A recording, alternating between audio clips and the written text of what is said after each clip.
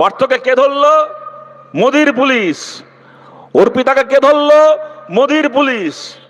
আর যেই জেল থেকে বেরোবে, আজকে থেকে শুনবেন ওই বিজেপির নেতাগুলো বলা শুরু করবে দুটো কথা। এক কি, যে কি করব, সব তো প্রমাণ লোপাট হয়ে গেছে।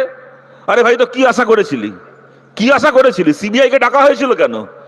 ইডি কে ডাকা হয়েছিল কেন? তৃণমূলের নেতা চুরি করবে, তৃণমূলের নেতা চাকরি বেচবে, চাকরি বিক্রির টাকা অভিষেকের অফিসে আর মমতার বাড়িতে জমা হবে, আর তারপরে তৃণমূল যত্ন করে প্রমাণগুলোকে সামনে রেখে দেবে, যাতে করে কিনা তোরা একদিন যাবি আর তোদের হাতে প্রমাণগুলো তুলে দেবে। প্রমাণটা তো লোপাট করেছে রাজ্যের সরকার, রাজ্যের পুলিশ। সেই কারণেই যারা অপরাধ করেছে এবং যারা প্রমাণ লোপাট করেছে, একসঙ্গে তাদেরকে জেলের ভাত খাওয়ানোর জন্য ইডিকে সিবিআই কে দায়িত্ব দেওয়া হয়েছিল তদন্তের। এখন বলছে প্রমাণ লোপাট করেছে, রাজ্যের পুলিশ কিছু করেনি তাই আমরাও কিছু করতে পারিনি। আরে তৃণমূল চুরি করেছে, মমতার পুলিশ কিছু করবে না, এটা জানা ছিল বলেই তো কিছু মানুষ সিবিআই কে ভরসা করেছিল। তখন দেখবেন ওই শুভেন্দু অধিকারী ভাষণ দিত পার্থ চ্যাটার্জি গ্রেপ্তার হওয়ার পরে। পার্থকে কে ধরলো? মোদির পুলিশ। অর্পিতাকে কে ধরলো? মোদির পুলিশ। তখন ছিল মোদির পুলিশ।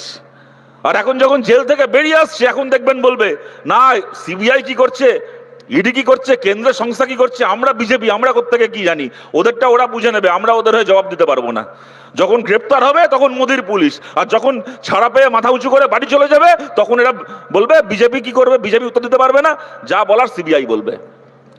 আর তার থেকে বড় কথা কি শুরু হবে বলা, আজকে থেকে হয়তো ইতিমধ্যে শুরু হয়েও গেছে, এখন যদি টিভি চালাই দেখতে পাবো, কাল সকালে কাগজে বেরোবে।